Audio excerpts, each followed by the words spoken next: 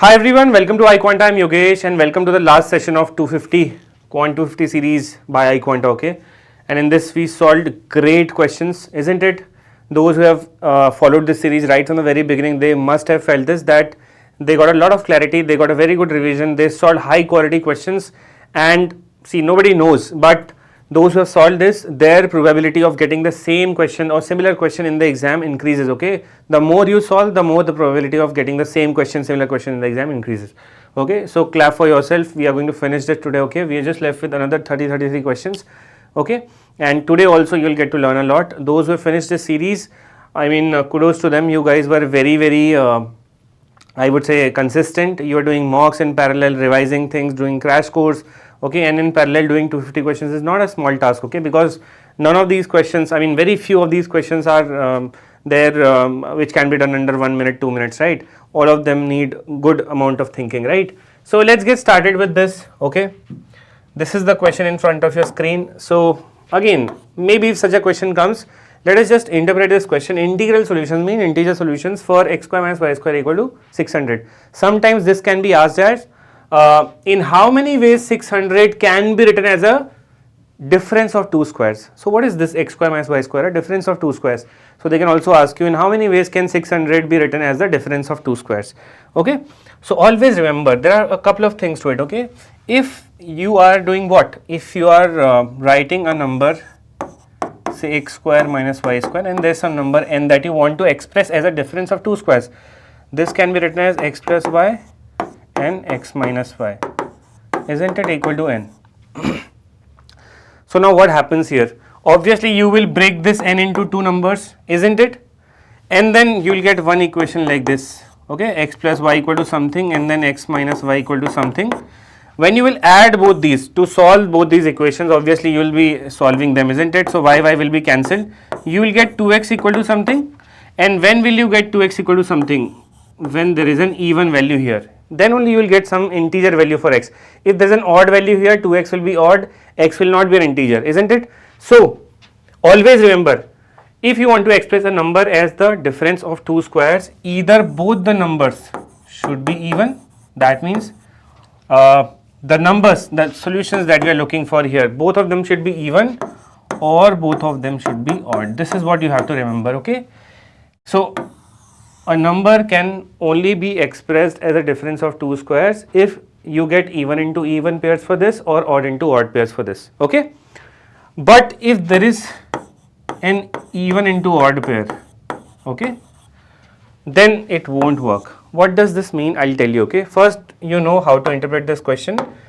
Difference of two squares. Okay, what did I say? This is an even product. This is an even product. When do you get an even product? Even into even, yes or no? So this number will be even, another number will be even. Okay, it should be equal to 600, right? So obviously this is going to be like x plus y into x minus y equal to 600. You see that 600 is a product of this number and this number. What did I say?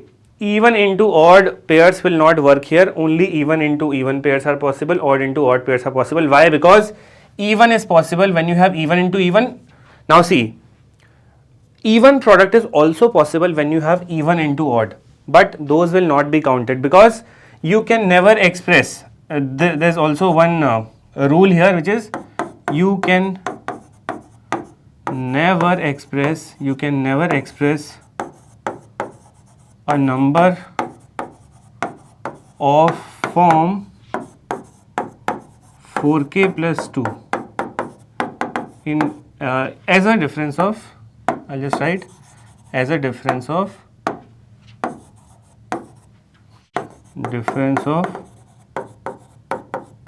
two squares. Okay, why 4k plus 2? 4k plus 2 is actually broken as 2 into 2k plus 1. So 2k plus 1 is odd, 2 is even. So always remember, whenever you are talking about expressing a number as a difference of two squares, only even into even pairs will be counted or odd into odd. Obviously here these won't be odd into odd, right? Why? Because odd into odd should give us odd. Here we have an even number. So even number is of form 2 into something, right? So let me call it 2a and this will be 2b and that should be equal to 600. What do we get? A into B equals to 2 into 2 4, we get 150. So that means we are actually multiplying two numbers A and B and getting 150 over here, isn't it? Now what happens? Obviously two numbers being multiplied as 150, what are you going to get here? You will be getting factor pairs, isn't it? Because 150 will be written as 1 into 150, 2 into 75, 3 into 50, 5 into 30, 6 into 25, isn't it like this? 8, 9, 10 into 15, right? Then is there something else that we have?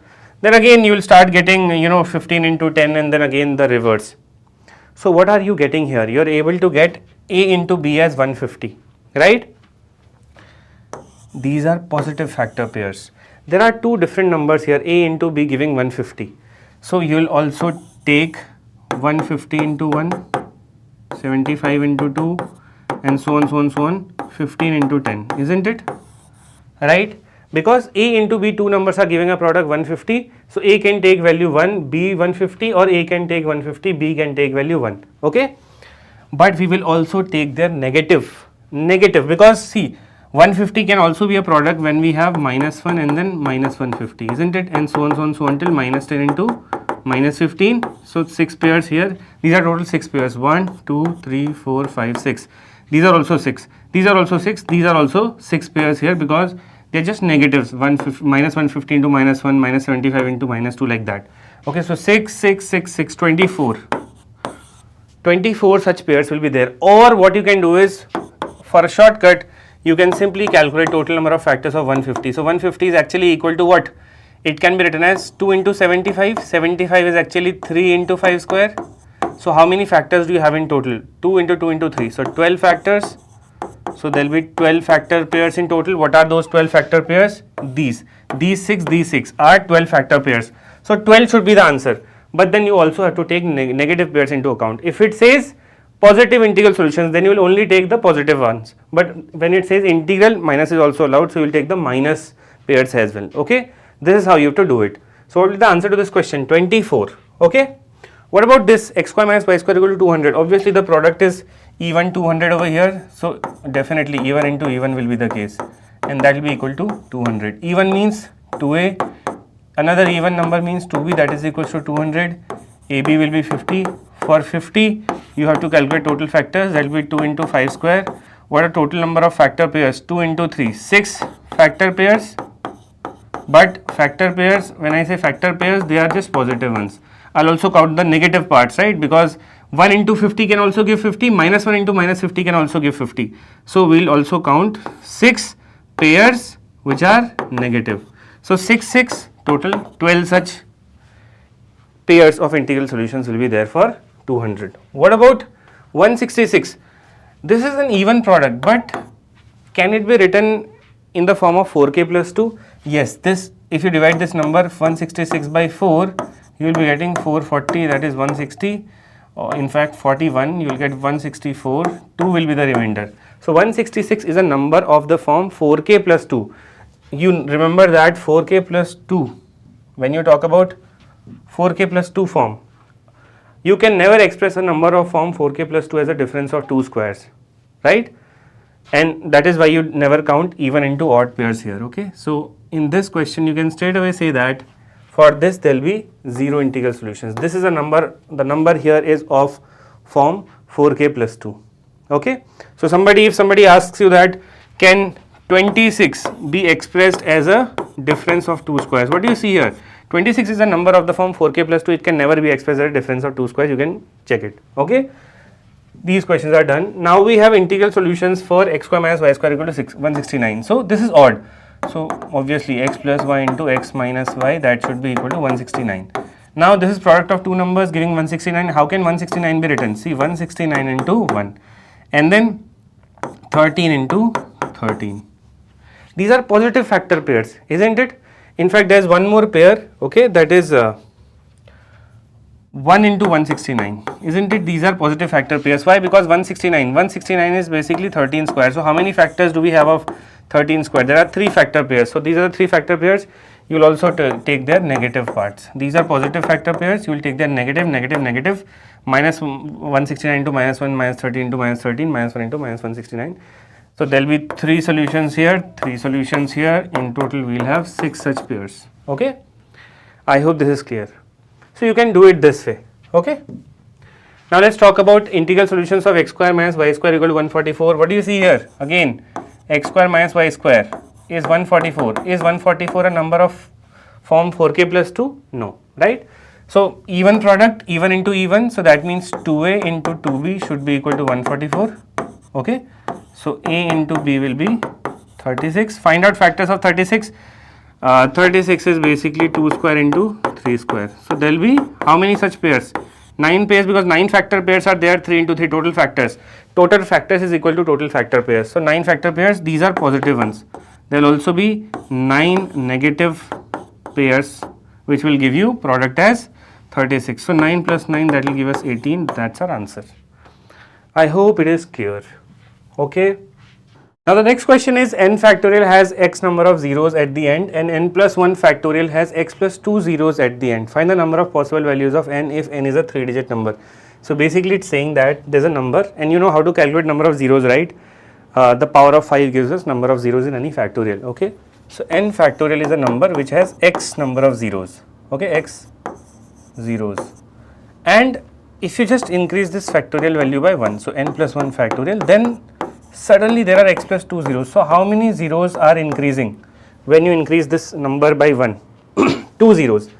And how will 2 zeros increase when there are 2 5s entering when we are doing n plus 1 factorial, isn't it? We are actually talking about the number of possible values of n if n is a 3-digit number. So that means we are looking for those numbers in which if I just increase the factorial by 1, 2 5s enter the multiplication. Let me give you an idea. First 3-digit number is 100. Okay. Will increasing this, so if I find out factorial of this, it is 100 factorial. If you increase it by 101 factorial, what is happening? In 100 factorial, you are multiplying 101. By multiplying 101, are any 5s entering this product 101 factorial? No. So there is no increase of 5 after multiplying 101. But if I take you to such a case where 2 5s are entering, so just when 2 5s enter, when there is a 25 entering, or we can say that a product, a multiple of 25 is entering. So what is the multiple of 25? If you look at 125, isn't it? So 124 will have some number of zeros, say x, and if you just multiply, if you look at just one factorial value which is ahead of 124, that is 125. But due to 125 factorial, 125 into 124 factorial is there. Due to 125, 5 cube, 3 5s are entering. So how many zeros will 125 factorial have? It will have x plus 3 zeros. Do we need x plus 3 zeros? No, we need x plus 2 zeros. We want exactly 2 5s to enter the product, or 25 to enter the product, not 125. 125 is 5 cube. It will give 3 extra zeros to 124 factorial, isn't it? So what is the next multiple of 25 here? It is 150 factorial. So that means in 149 factorial there would have been x zeros, and the moment you multiply 150 to it, that means you increase the factorial value by 150. 150 actually has 25 into 6. When you do 149 factorial, when you make 149 factorial as 150 factorial, you get 150 into 149 factorial. So there were x zeros here, 2 zeros were given by this. So one such value of n is 149, right? Because the moment you make 149 factorial to 150 factorial, there were x zeros here, x plus 2 zeros are here. That means we are looking for multiples of 25 which are 3-digit numbers, but only those multiples of 25 which give only 2 5s in the product. That means we will remove all those multiples which have 5, which will be giving us 3 5s. Yes or no? Isn't it? So let's do one thing first. You have understood the concept, right? We basically want those numbers only which, when we increase 1 in the factorial value, 2 5s will enter the product. So one such number is 149 factorial. When you make it 150 factorial, due to 150 entering the product, 2 5s will enter the product, because 150 has a 25 hidden. 25 means 2 5s. Okay. What is next such multiple of 25? Is it 175? If you talk about 175, how many zeros enter how many 5s enter? The number would have been 174 factorial, it would be having some number of zeros, and when you make it 175 factorial, extra 175 is entering the product. How many 5s does 175 bring? Just 3 5s, because 175 is 25 into 7, right? So it is only bringing 2 5s. Is 200 doing the same? I mean 190, the next multiple of n is 25 is 200. So 199 factorial when it becomes 200 factorial. How many 5s is this 200 bringing? 200 is 4 into 50, or you can say 8 into 25, so it is only bringing 2 5s. Okay, so I have got these values, isn't it? Basically what I can do here, I cannot keep counting things like this, yes or no? Rather than that, I will simply count all the multiples of 25 which are 3-digit numbers. So first such number is 100, another number is 125, then we have 150, then we have 175, and we have to go till what? 3-digit numbers. So last value that I can go to will be 999, isn't it? In fact, this won't be counted, because the moment you make it 1000, I mean if you take n as 999 factorial and then you make it 1000 factorial, due to 1000 being multiplied, 3 zeros will enter, so this will not be counted. We will count the last multiple of 125, that is 975. Okay, it will be 975. So these are the factorials that we will be getting.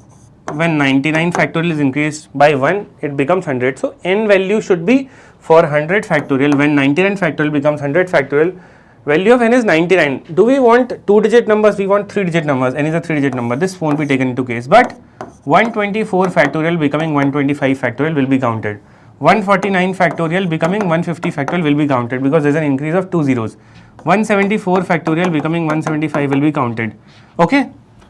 So all multiples of, okay, this won't be counted because there was an increase of 3 zeros, right? 124, when it becomes 125 factorial, 3 zeros entered due to 125. 125 is 5 cube. Okay. So that simply means we will be taking care of all the multiples of 25 starting from 125. They are these, right? 125, 150, 175, 200, and we'll keep going till the last multiple, that is 975.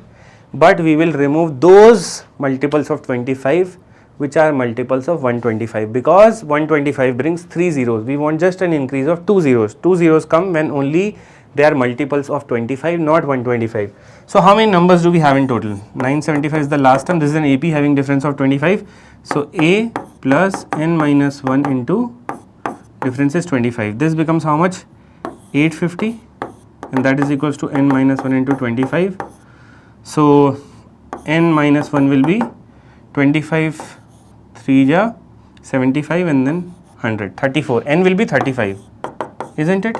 There are total 35 multiples of 25 starting from 125 till 975.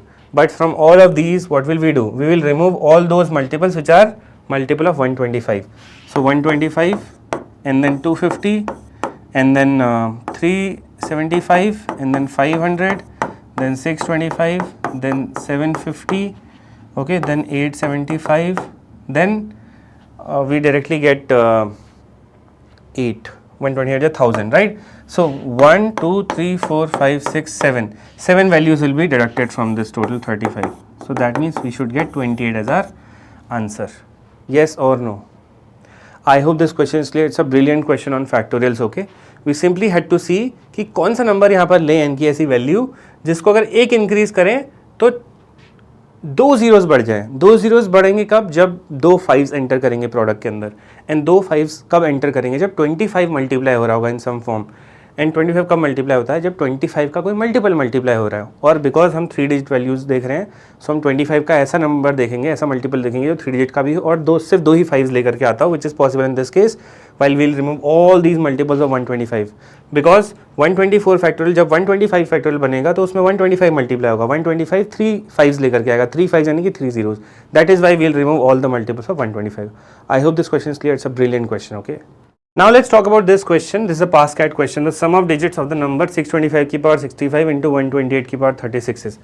See, 625 is basically 5 की power 4, isn't it? So 5 की power 4 की power 65 will be 5 की power 260 into 128 is 2 की power something. So ये आपको पहचानना पड़ेगा. This is your ability now after having solve so many questions. It's your ability now through which you will have to draw such conclusions कि अच्छा ठीक है 128 जो है वो 2 की पावर 7 होता है. 2 की power 7 into 3 36 is 252, right. So 252 obviously. अब इनका प्रोडक्ट जब करेंगे तो 5 और 2 मल्टीप्लाई हो रहे हैं. 5 और 2 when they multiply they generate zeros. So can we take 2 into 5 पहले साथ में लेते हैं. Maximum power we can take common is 252 not 260 because यहाँ पर 2s थोड़े कम है, राइट. बट 5 की पावर 252 तो यहाँ आ गया, 5 की पावर 8 एक्स्ट्रा बचा रहेगा, isn't it? Now this becomes 10 की power 252. Now just imagine when this product will be written there will be 252 zeros after this. Yes or no? 5 की पावर 8 तो कुछ नंबर दे देगा. 5 की पावर 8 क्या होता है? 5 की पावर 4 इंटू 5 की पावर 4. 5 की पावर 4 क्या होता है? 625 into 5 into 5 into 5 into 5. So 625 into 5 is 3125 into 555. Then 3125 into this is 15625 into 5 into 5. Now 15625 into 5 is how much? This will be 3125. 125 तो आएगा ही आएगा. 375 78125, isn't it? Now this is going to become 7 5 35 40 39 625 and then 0. This much into these many zeros, lot of zeros, 252 zeros will be there. They are not contributing to the sum. What does it want? Sum of digits. That means the actual sum that we are going to get out of these digits will be given by these, not these zeros. Okay, 3 9 12 12 6 18 18 7 25. 25 is going to be the sum of all these digits of this number. Okay, it's a very good question, came in CAT. Students were confused due to this. They thought that how will we multiply this, but then you just have to break it down into 2 into 5. So remember, whenever they ask you, they give you a very big number and आपसे पूछते हैं sum of digits, you just have to try to convert things into 2 into 5. Okay. Now let us try to solve this question. The number of integers greater than 2000 that can be formed with the digits 0 1 2 3 4 5 using each digit at most once.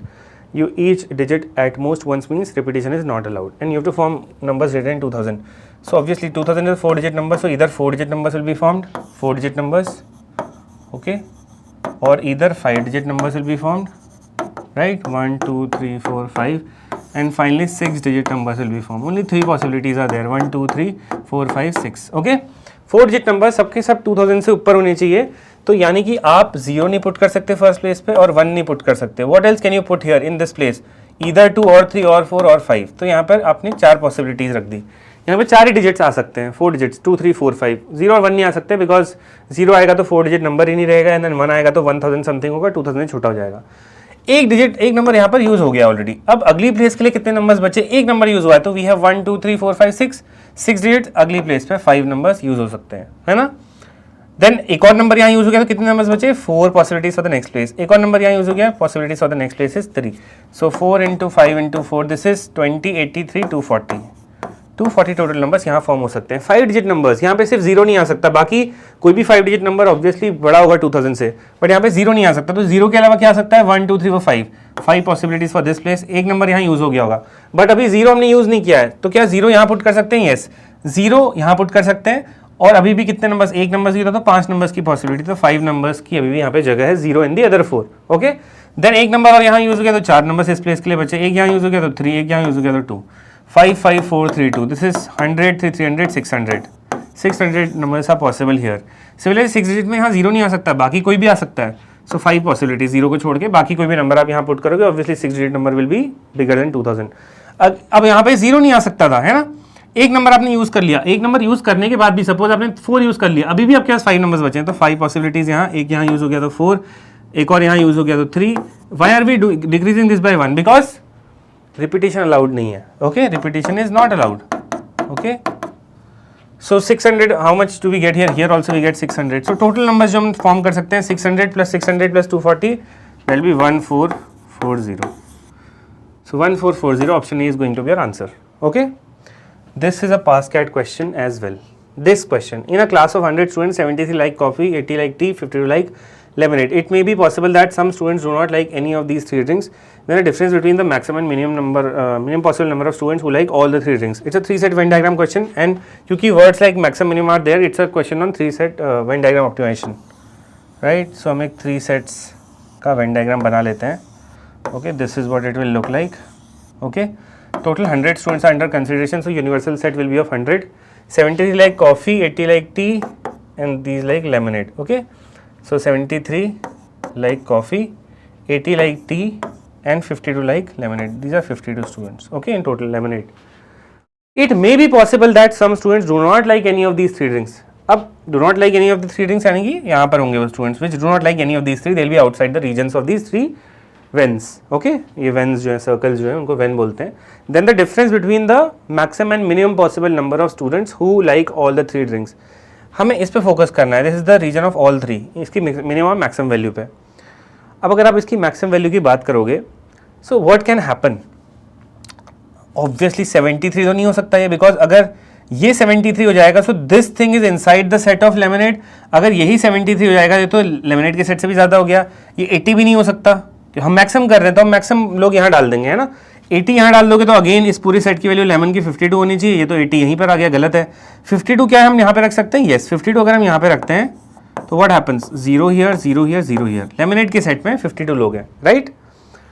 T के set में 80 होने चाहिए, तो कर लो. I mean यहाँ पर आ सकते हैं बाकी के लोग, इज़न्ट इट. आप चाहो तो यहाँ पर कितना कर सकते हो. सपोज आपने बाकी बचे हुए लोग यहाँ डाल दिए 28, तो यहाँ पर भी 0 आ जाएगा. 52 यहाँ आ गए, टोटल यहाँ 73 बनाने हैं, 21 आ गया. परफेक्ट, कोई दिक्कत नहीं है. आपने मैक्सिमाइज कर दिया. 3 ऑल 3 वाला रीजन है ना. सो मैक्सिमम वैल्यू कितनी आ गई, this is straight away 52. Now let's work upon getting it's minimum value. अब मिनिमम के लिए मैं आपको वेन डायग्राम ऑप्टिमाइजेशन में इक्वेशंस बता रहा हूँ, ठीक है. देखो ध्यान में रखना, हमेशा जब भी आप वेन डायग्राम ऑप्टिमाइजेशन करोगे तो आपकी 2 इक्वेशंस फॉर्म होती हैं. व्हाट आर दोस 2 इक्वेशंस और वो कहाँ से आई ये भी बता देता हूँ, ठीक है.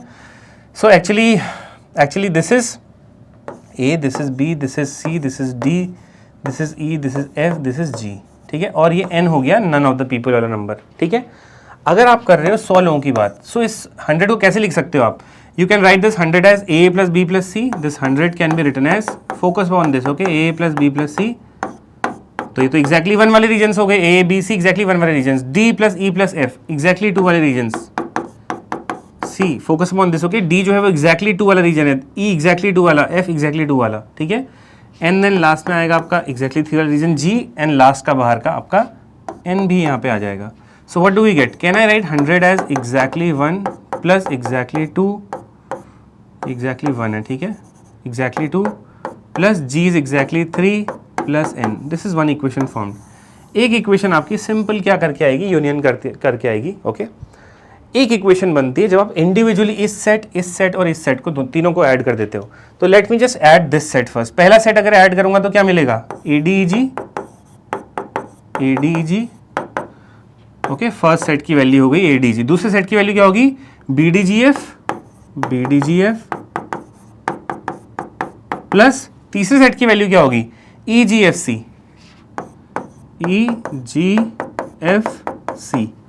व्हाट डिड आई डू, मैंने बस तीनों सेट को, इस सेट को, फिर इस सेट को, फिर इस सेट को ऐड कर दिया. अब आप ABC पे फोकस करो. A तो A एक ही बार आया है, प्लस B कितनी बार आया है, B, ओके, B एक ही बार आया है. C कितनी बार आया है, C जस्ट एक बार आया. तो A plus B plus C exactly 1 वाला region. What about DEF, D एक बार, 2 बार, तो 2 टाइम्स D.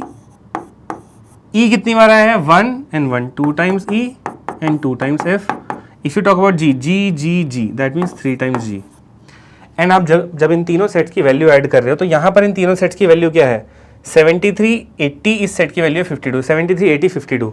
सो ABC को हम क्या बोलते हैं, ABC यानी कि एक्जैक्टली 1 का रीजन. सो एक्जैक्टली 1 प्लस 2 टाइम्स DEF क्या है, एक्जैक्टली 2 वाले रीजन्स. एंड G क्या है, 3. So exactly 3 times exactly 3 times exactly 3.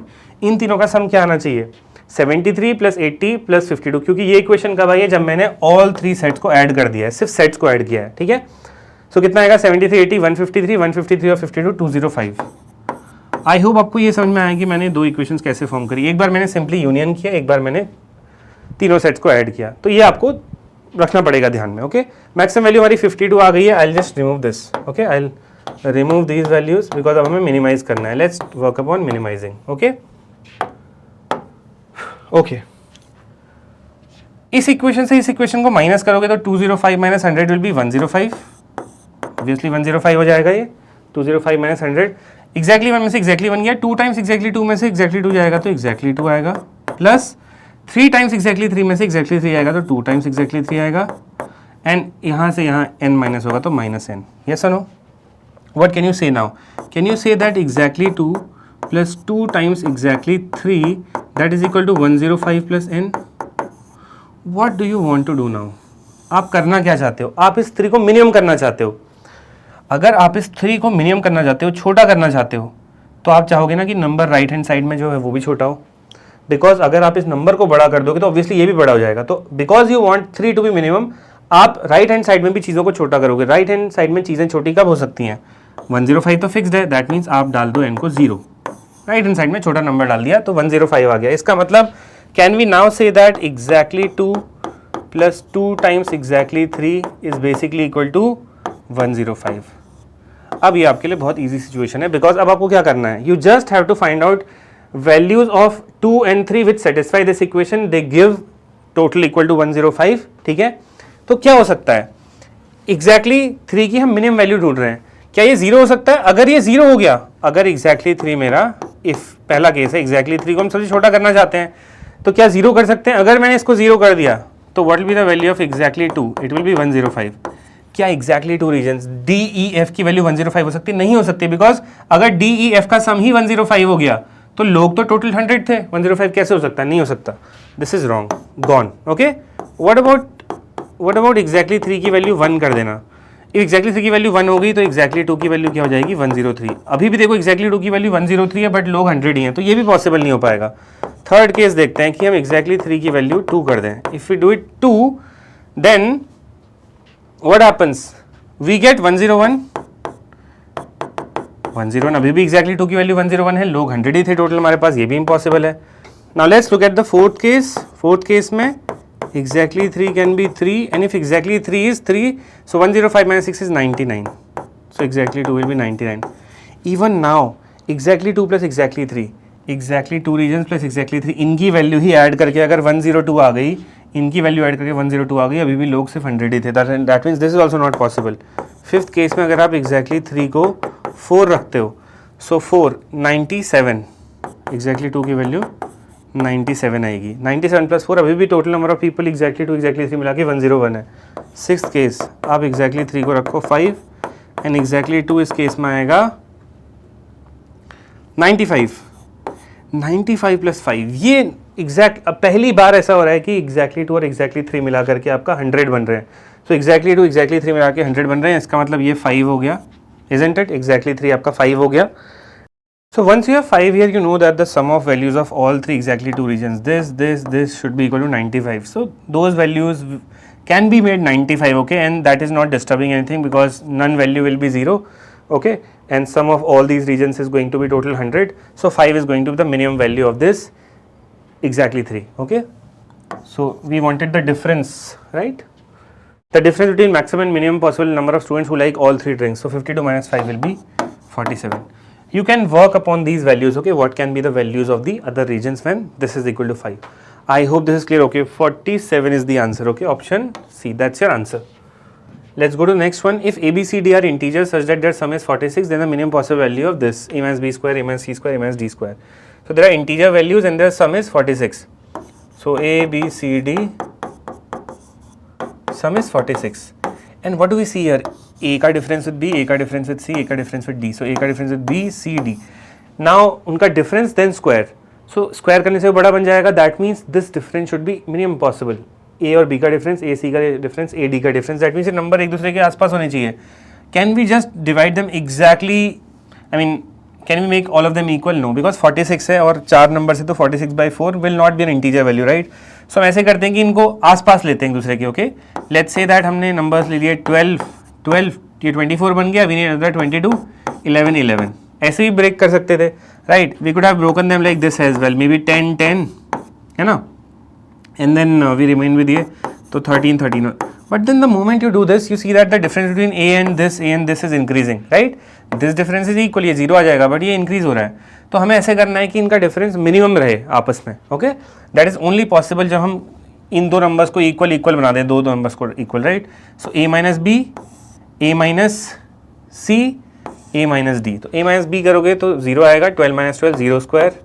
A minus D 12 minus 11, 11 minus 1 is 12 minus 11 is 1, 1 का square is 1. a minus d again 1 square, so 1 plus 1 2 will be the answer to this. Okay, यहाँ पर आपको values का देखना पड़ेगा. The moment you change the values here and there तो क्या हो जाएगा, आपका डिफरेंस बढ़ने लग जाएगा. डिफरेंस बढ़ते ही आपका आंसर 2 से ज़्यादा आएगा. So that is the reason इसका answer will be 2 only. Okay, what about this number, what about this question? For any real number x, let this is greatest integer x. I hope you know what it means. Greatest integer क्या return करता है, largest integer less than or equal to x. Okay, so this is it. जैसे मैं अगर आपसे पूछता हूँ कि greatest integer value 9.7 की बताओ, क्या रिटर्न करेगा, लार्जेस्ट इंटीजर लेस देन और इक्वल टू एक्स. सो इस नंबर से जो लार्जेस्ट इंटीजर होगा बट इसके नीचे होगा, क्या होगा, वो 9 होगा, राइट, लाइक दैट. सो ये राउंडिंग ऑफ और ग्रेटेस्ट इंटीजर में डिफरेंस है. Okay, here we have sigma mean summation of एक 1 से शुरू करना है, किसी नंबर n तक जाना है, सो दैट इस पूरे का इंटीजर वैल्यू का सम कितना आ जाए 25. How do we do this, can we take LCM over here. अगर हम 25 यहाँ पर ले लेते हैं, so what happens, 5 plus n आ जाएगा यहाँ पर, यस और नो. एंड इसका हमें सिग्मा चलाना है कितनी बार, 1 से लेके सम नंबर n तक, सो दैट इस पूरे का सम कितना हो जाए 25 हो जाए. Now just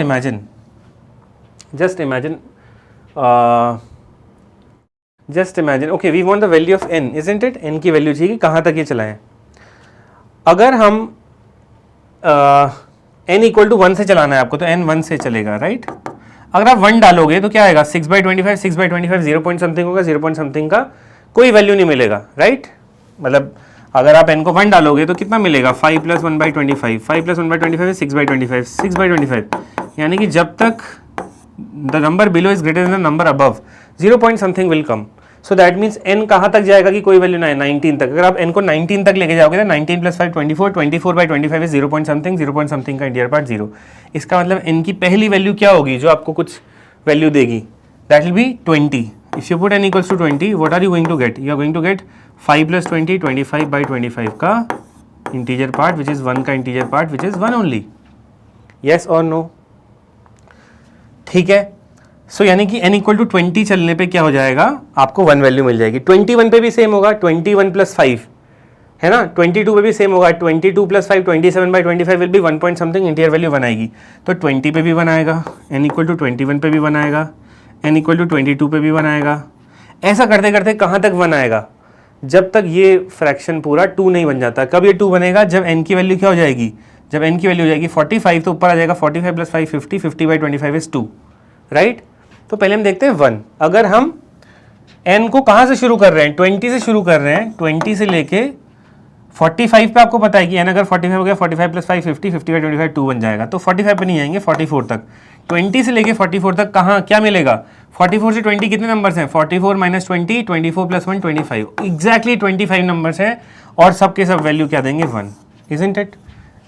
you can even check it. अगर आप 44 डालोगे, 44 प्लस 5 49/25, 49/25 1 पॉइंट समथिंग होता है, 1 ही देगा.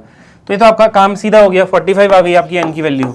जैसे ही आप n को 1 से लेके कहाँ तक चलाओगे, 45 तक चलाओगे, 44 सॉरी, ओके 44 नॉट 45, 44 तक जा रहा है ना, बिकॉज n इक्वल टू 20 से आपके इंटीजर वैल्यू 1 आनी शुरू हो गई है.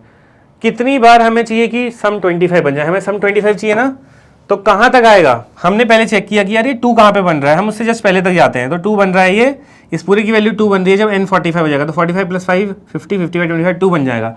तो हमने बोला देखते हैं कि कितने ऐसे नंबर्स, कितनी ऐसी वैल्यूज हैं n की जो आपको 1 1 1 1 दे रही है. तो 20 से लेकर 44 तक सब आपको 1 दे रही है. एंड कोइंसिडेंटली 20 से लेकर 44 तक काउंट करने पे आपको 25 नंबर्स मिल जाते हैं. 25 के 25 नंबर जब यहाँ जाएंगे और उनका सम करोगे आप, है ना, समेशन मतलब सम कर रहे हो, एक बार n को डालोगे यहाँ पे 20 तो एक वैल्यू मिलेगी 1, फिर डालोगे 21 एक वैल्यू मिलेगी 1, फिर डालोगे 22 फिर एक वैल्यू मिलेगी 1. तो उन सबका सम करना है, वो सम 25 हो जाएगा. 25 सम कब हो रहा है, जब आपका n का वैल्यू 44 तक जा रहा है. That's your answer. What about this, the number of distinct pairs of integers x, y satisfying the inequality this. So x has to be greater than y, x को ग्रेटर देन y होना है और y greater than equal to 3 है and x plus y less than 14 होना चाहिए. Okay, तो x और y का एक पेयर आएगा. आपका y जो है वो 3 हो सकता है और x जो है वो y से तो बड़ा होगा. तो y 3 है तो x कितना होना चाहिए, 4 हो सकता है. n क्या x प्लस y का सम 14 से छोटा है, बिल्कुल. 4 प्लस 3 7. देन ये 3 होगा तो ये 5 भी हो सकता है, राइट. देन ये 3 होगा तो ये 6 भी हो सकता है. तो ऐसा करते करते हमें सारे पेयर्स लेने हैं सो दैट x और y की वैल्यू आ जाए. ऐसा करना है कि x ग्रेटर देन y हो, x प्लस y का सम लेस देन 14 हो. पास कैट क्वेश्चन है.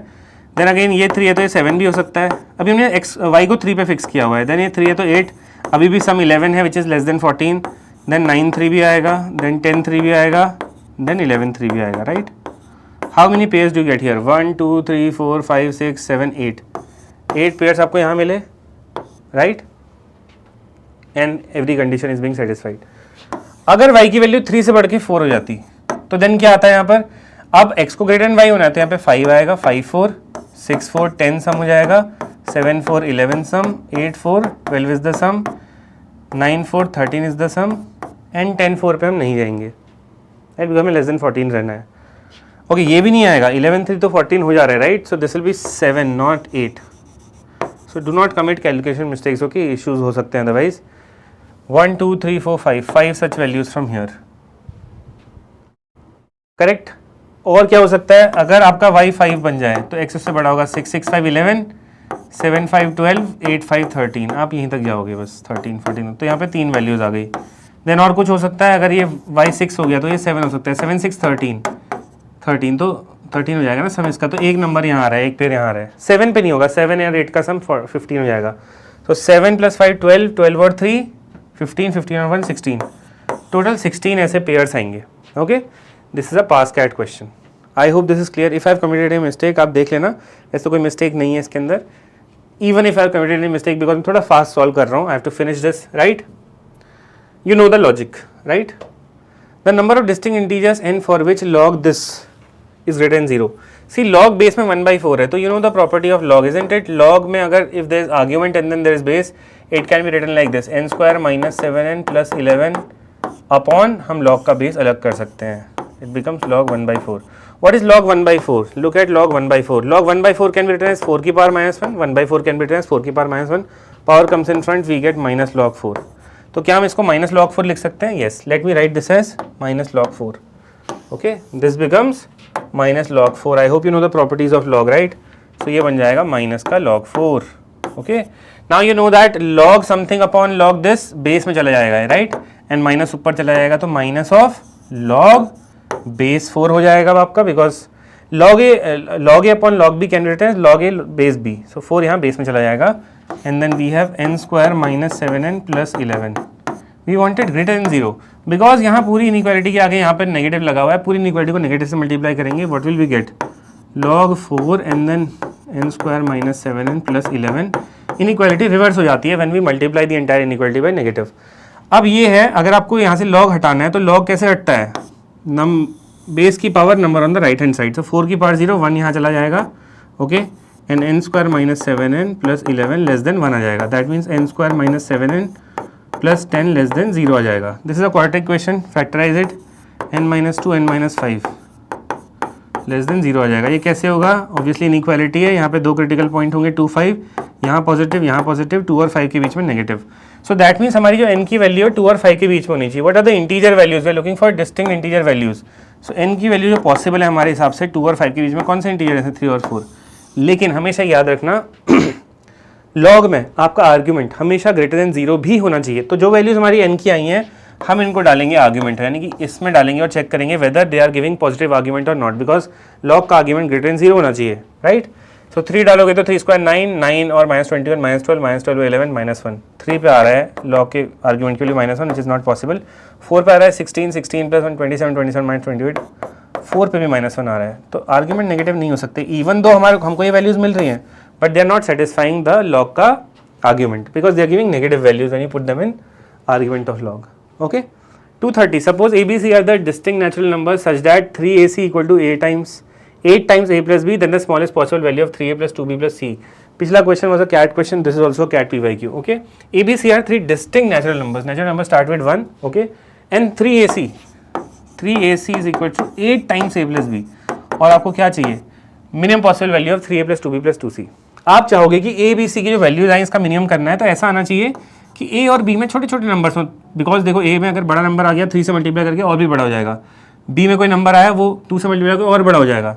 तो आप हमेशा चाहोगे कि A और B में छोटे नंबर्स आए. अब यहाँ पर देखो ये 3 का मल्टीपल है, 8 का मल्टीपल है, इन दोनों को बराबर होने के लिए क्या करना पड़ेगा? For them to be equal, 3 और 8 दोनों का कॉमन मल्टीपल होना चाहिए. 3 और 8 का कॉमन मल्टीपल यानी कि kind of LCM you can say. तो यानी कि जो भी number left hand side right hand side में होगा वो 24 का मल्टीपल होगा। अब हमें चाहिए कि ABC की वैल्यू छोटी छोटी आए, तो छोटी छोटी वैल्यूज के लिए हम क्या करेंगे, छोटे नंबर से शुरू करेंगे। How can you make this a multiple of 24, कि खुद ही इसको 24 बना लो। 8, how can you do it, आप 8 को 3 से मल्टीप्लाई करोगे तभी 24 बनेगा। यहाँ पर 3, A को आपने 1 रखा है तो 1, C को रखा है 8, एक पॉसिबिलिटी तो ये है। अब A भी 2 हो सकता था, B भी 1 हो सकता था, तो हम और क्या कर सकते हैं, ये भी हो सकता था A2 B1। अब A2 है अगर, तो 3 इंटू 2 और इस केस में C हो जाएगा 4, बिकॉज तभी यहाँ पर 24 आएगा। तो left hand side right hand side मैंने 24 बनाया, बिकॉज ये 3 का मल्टीपल, 8 का मल्टीपल, कॉमन मल्टीपल 24, राइट। अब देखते हैं कि इस केस में 3A 2B C की वैल्यू क्या आ रही है। अच्छा, यहाँ पर आपका A क्या है, here your A is 1, B is 2, C is 8। In this case your A is 2, B is 1, A 2, B 1 और C है आपका 4। Find out the value in both the cases. 3A will be 3, 2B 2 to 4, 3 4 7, 7 और 8 यहाँ पे आ रहा है 15 आपका total sum. 3A 3 into 2 6, 6 plus 1 8, 8 plus 4 12, यहाँ पे आ रहा है 12। 12 is the minimum of all, 12 will be the answer to this question. Okay, so ऐसे कर सकते थे। Okay, the number of divisors of 2 की power 6 into 3 की power 5 into 5 की power 3 into 7 square which are of the form 3r plus 1 where r is a non-negative integer. Now see the number of divisors, divisors यानी कि factors, factors यानी कि हम positive numbers को ही देख रहे हैं, ठीक है। Of this number and already ये प्राइम फैक्टराइजेशन के फॉर्म में है।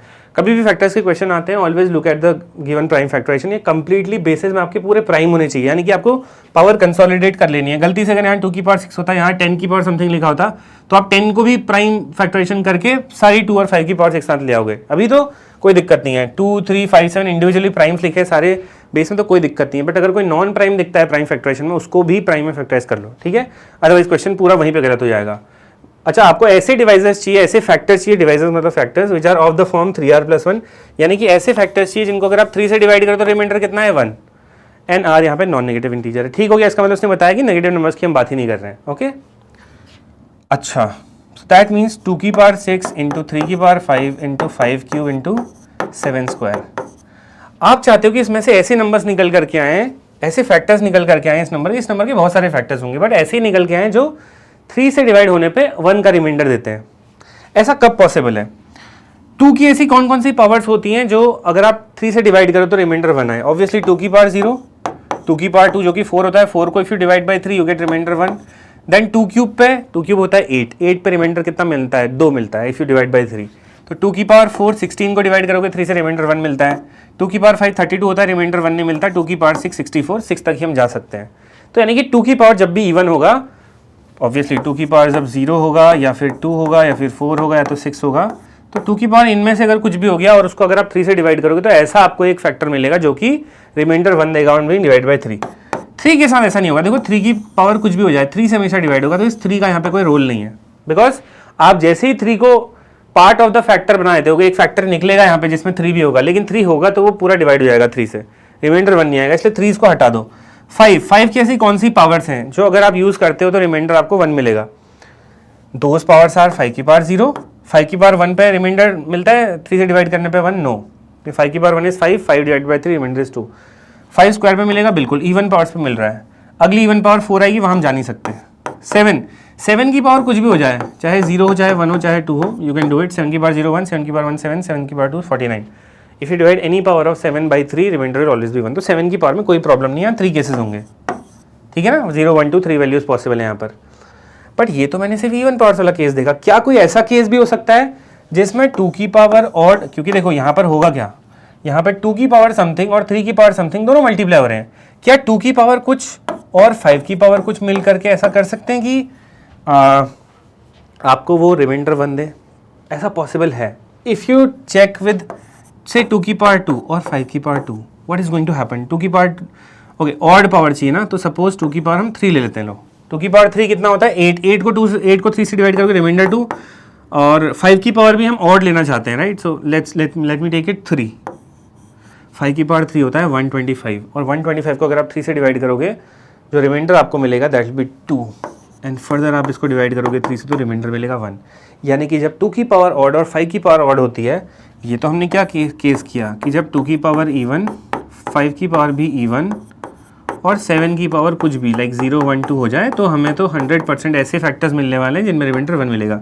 But just now we discovered another case कि 2 की पावर समथिंग, जैसे 2 की पावर ऑड, 5 की पावर ऑड का अगर कॉम्बिनेशन हो, जैसे 2 क्यूब इंटू 5 क्यूब, इसको अगर आप 3 से डिवाइड करोगे तो भी आपका रिमाइंडर 1 आ रहा है एंड वही हमें चाहिए. सो इनका भी कॉम्बिनेशन बन सकता है 7 की इन पावर्स के साथ.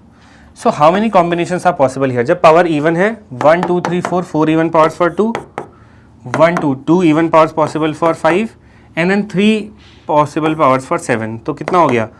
4 2 8 या 24 केसेज यहाँ पॉसिबल हैं. यहाँ क्या होगा? 7 की पावर 3 पॉसिबल है 0 1 2. 5 की पावर कितनी हो सकती है? और 5 की पावर 1 और 5 की पावर 3, तो 2 cases possible.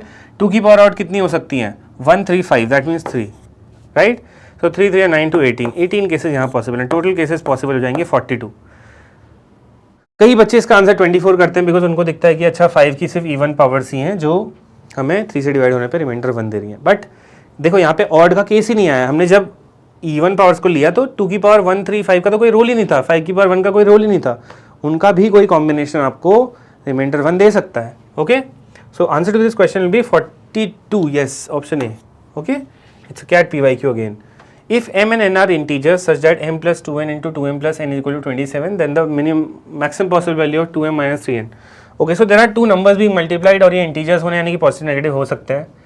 Okay, m plus 2n और 2m plus n इनका प्रोडक्ट है 27. ऑब्वियसली क्या क्या हो सकते हैं? इंटीजर्स हैं ये, तो 1 इंटू 27 हो सकते हैं, ठीक है ना. देन -1 इंटू -27 हो सकते हैं, -3 इंटू -9 हो सकते हैं, 3 इंटू 9 हो सकते हैं, और तो कोई पॉसिबिलिटी नहीं है. सो एक बार इसको ये वैल्यू दो, इसको ये वैल्यू दो, इसको ये वैल्यू दो, इसको ये वैल्यू दो, right. Then give this value, give this value. होगा क्या? जैसे अगर मैं इसको सॉल्व करता हूँ, suppose m plus 2n equals to कितना हो जाएगा? 1, और 2m प्लस n कितना हो जाएगा? 27. तो I am solving for this. Okay, आपको उस कोफिशिएंट बराबर करना पड़ेगा, तो 2 से मल्टीप्लाई कर लेते हैं, 2m plus 4n that is equals to 2. So when you solve them, इससे इसको माइनस करोगे तो कितना आएगा? 3n equals to -25. क्या आपको इंटीजर वैल्यू मिल रही है इनकी? नहीं मिल रही. तो इसमें इंटीजर वैल्यू बिल्कुल नहीं मिल रही है, इजंट इट. ऐसे 3 9 को सॉल्व कर सकते हो. 2m प्लस n जो है आपका, 2m प्लस n आपका 9 हो जाएगा, m प्लस 2n आपका 3 हो जाएगा. If you multiply by 2, so 2m plus 4n that will be equal to 6, right. So then what happens now? इससे इसको माइनस करोगे तो -3n equal to 3, n will be -1. अगर n -1 है तो m कितना हो जाएगा? 5. ऐसे ही आपको m और n की इंटीजर वैल्यूज मिलती रहेंगी. ओके, एंड फाइनली आपको क्या करना है? 2m - 3n की ऑल पॉसिबल वैल्यूज, पहले इसके लिए सॉल्व करो, इसके लिए सॉल्व करो, इसके लिए सॉल्व करो, इसके लिए सॉल्व करो, जो भी आपको मिलेगा that will give you the biggest value. In fact n की वैल्यू नेगेटिव में आना is a blessing. Why? Because हमको इसको मैक्सिमम बनाना है. तो दो नंबर हैं, इनके बीच में माइनस साइन है. कैसे कुछ करके ये माइनस अगर प्लस में कन्वर्ट हो जाए तो अच्छी बात है. वो कब हो सकता है? जब n आपका नेगेटिव हो. तो जब भी n नेगेटिव आएगा आप वैल्यू यहाँ डालोगे and then you will get multiple possible values of 2m - 3n, जो उन सब में सबसे मिनिमम, ओके मैक्सिमम ढूंढ रहे हैं हम, उन सब में जो मैक्सिमम होगा वही आपका आंसर हो जाएगा. So just like I solved here, you can solve these equations and get your answer. I hope it is clear. Now if you talk about this, the question is if n 9 की power x square plus 2x minus 3 minus 4 की power 3 की power something is given, okay, and 3 की power x square plus 2x minus 2 plus 27 equal to 0, then the product of all possible values of x. Possible values of x यानी कि obviously root ही होगा equation का. But then here we have one thing which is very similar. यहाँ पे x square plus 2x -3 है, यहाँ पे x square plus 2x यहाँ पे -2 है, यहाँ पर एक ज़्यादा है, -3 से एक ज़्यादा होता है -2, राइट. एंड 3 की पावर समथिंग या 9 की पावर समथिंग है. Can we do something like this कि हम इसको 3 की पावर 2 लिख दें, या हम एक काम करते हैं, चलो 3 की पावर 2 लिख देते हैं 9 को, and will get x square plus 2x -3 and here 4 into 3 की power x square plus 2x. अगर हम इसको भी 4 की पावर 2x -3 बना लें तो थोड़ा सा काम हो सकता है. क्यों? क्योंकि देन हम 3 की पावर ये आराम से ला सकते हैं, 3 की power x square plus 2x -3. तो इसको -3 करने के लिए क्या करना पड़ेगा? हम लिख देते हैं इसको -3, राइट. इसको -3 करने के लिए एग्जैक्टली हमें ये करना पड़ेगा. Suppose this was -2, right. अगर आप इसको एक कम, ये पावर 2 है, इसको एक कम करना चाहते हो -3, तो ऑब्वियसली आप 3 से डिवाइड करोगे, लेकिन ये 3 एक्स्ट्रा डिवाइड ऐसे कैसे आ गया? इसको गायब भी करना पड़ेगा मल्टीप्लाई बाई 3 से. तो इस 3 की जगह मैं क्या करता हूँ, यहाँ पे -3 लिख देता हूँ, एक पावर कम हो जाएगी, isn't it, if you divided by 1 3 extra. तो ये हो जाएगा आपका दिस, येस और नो, एंड लास्ट में plus 27 equal to 0।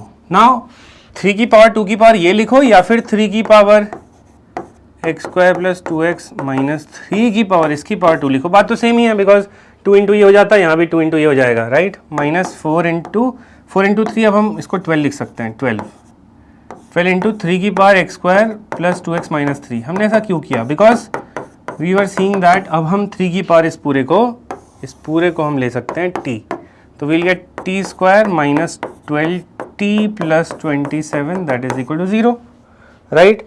Now this is factorized as t minus 3 t minus 9 equal to 0, तो 2 की दो वैल्यूज आ जाएंगी 3,9। अब t की वैल्यू 3,9 आएगी तो t हो गया आपका x square plus 2x minus 3, इसकी वैल्यू है 3, तो 3 मतलब 3 की पावर 1, पावर्स कंपेयर करो, x square plus 2x minus 3 that is equal to 1, x square plus 2x minus 4 that is equal to 0। इसके दो रूट्स होंगे, हमें क्या चाहिए? देखो मान लेते हैं कि ये जब वैल्यू आ रही है तो इसके दो रूट्स होंगे अल्फा बीटा, तो अल्फा बीटा नहीं कि हमें प्रोडक्ट ऑफ रूट्स चाहिए, वो क्या हो जाएगा c upon A, so minus 4 upon 1, so that means minus 4, understood.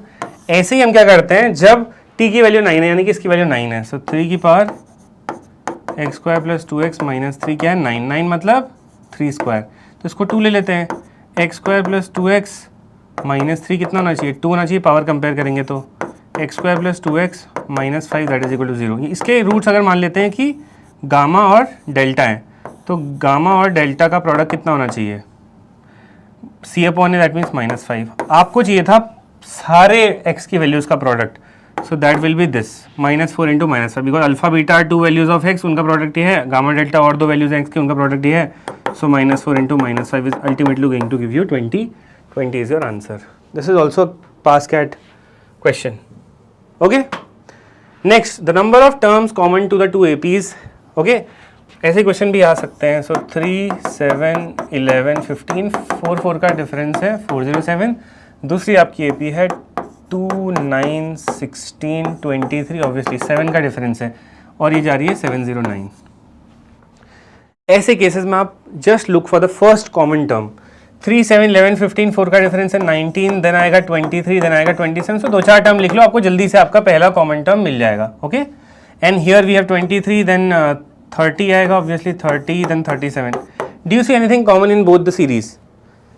3 है, 7 नहीं है, 11 नहीं है, 15 नहीं है, 19 है, 23 है, 23 यहाँ भी है, 23 यहाँ भी है, पहला कॉमन टर्म मिल गया 23। अगला कॉमन टर्म कितने के डिफरेंस पे आएगा? It will be at the common difference of LCM of इन दोनों का डिफरेंस, इसका डिफरेंस है 4, इसका डिफरेंस है 7, सो 4 7 जा 4 और 7 का एलसीएम होता है 28। तो अगला जो एलसीएम लेना है, ठीक है, अगला जो नंबर आएगा common in both the series will be at a difference of LCM of the differences, इन दोनों का डिफरेंस कितना हो जाएगा? 23 प्लस 28 51, 51 प्लस 28 79, ऐसे करके चलेगा। ये कॉमन टर्म्स हैं, ये बन गई आपकी कॉमन टर्म्स की एपी, ये कॉमन टर्म्स की एपी बन गई।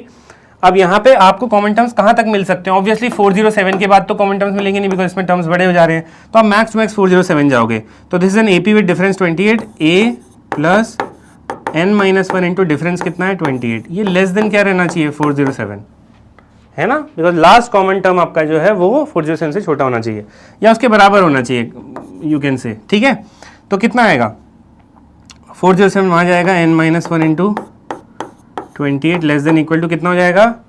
माइनस करो, इससे कितना आएगा? 384, और n-1 जो आएगा लेस देन इक्वल टू कितना आएगा? 384 बाई 28 है, 28 1 जा 28 and 13 point something, so n क्या आ जाएगा? Less than equal to 14 point something. तो n की वैल्यू less than equal to 14 point something, 14 point something से जस्ट नीचे n की वैल्यू क्या होती है? 14, there be 14 common terms, okay. ये क्वेश्चन भी आ सकता है। Regular polygons A and B have number of sides in the ratio 1:2 and interior angles in the ratio 3:4, then number of sides of B equals. Obviously मान लेते हैं polygon ए में n sides हैं, बी में 2n साइड्स हैं, ठीक है, ratio 1:2 का है। इंटीरियर एंगल का रेशियो 3:4 का। इंटीरियर एंगल कितना होगा? Interior angle sum of all angles in a regular polygon is n-2 into 180 degree. ये टोटल सम ऑफ एंगल्स होता है in a regular polygon. Each angle के लिए आपको इसको divide by number of sides, because जितनी साइड होती है उतनी ही एंगल होते हैं। देन इसका ratio with angle, interior angle कौन सा है? जिसकी 2n साइड्स होंगी। ऐसे पॉलीगन में कितनी साइड्स होंगी? टोटल साइड्स है 2n, so n-2 into 180 degree, but यहाँ पे डिवाइडेड बाई 2n हो जाएगा। and this ratio of interior angles is given 3:4, isn't it? So n से n cancel, 180 से 180 cancel, we'll get what? We'll get n minus 2 and नीचे का denominator reverse होकर multiply हो जाता है 2/2n minus 2, 2/2n minus 2. This 2n minus 2 can be written as 2 times n minus 1 and that is equal to 3/4. 2 से 2 गया, n minus 2 upon n minus 1 3/4 है, तो ऑब्वियसली 5 की वैल्यू क्या हो जाएगी, n की वैल्यू कितनी हो जाएगी, 5 हो जाएगी ना, बिकॉज 3/4 कब आएगा, जब n 5 होगा, या फिर आप इसको क्रॉस मल्टीप्लाई करके सॉल्व कर लो. n की वैल्यू 5. आपसे पूछ रहा है number of sides of b यानी कि दूसरा पॉलीगन, उसके 2n साइड्स थी, 2 × 5 10 sides, 10 is your answer. Okay, I hope this question is clear. It's a past CAT PYQ. Next question, let R and C be the real numbers. If R and minus R are the roots of this cubic equation, then C equals 100%. जब भी आपको roots दे रखे हैं cubic equation के, तो cubic का मैंने आपको कल बताया था कि अगर क्यूबिक का आप sum of roots, okay, suppose एक क्यूबिक इक्वेशन है which is ax³ plus bx² plus cx plus d = 0, तो sum of roots taken one at a time, मान लेते हैं अल्फा बीटा गामा इसके रूट्स हैं, तो इनका sum in taken one at a time कितना हो जाएगा, -b/a, जैसे क्वाड्रेटिक का होता है -b/a, राइट. देन अगर आप sum of roots taken 2 at a time, so alpha beta, beta gamma and then gamma, just a second, alpha gamma alpha, right. 3 roots हैं आपके gamma alpha, that will be, अगला लो c/a, लेकिन positive का लो, because अभी आपने -b/a लिखा है तो अल्टरनेट साइंस में चलता है c/a, ठीक है.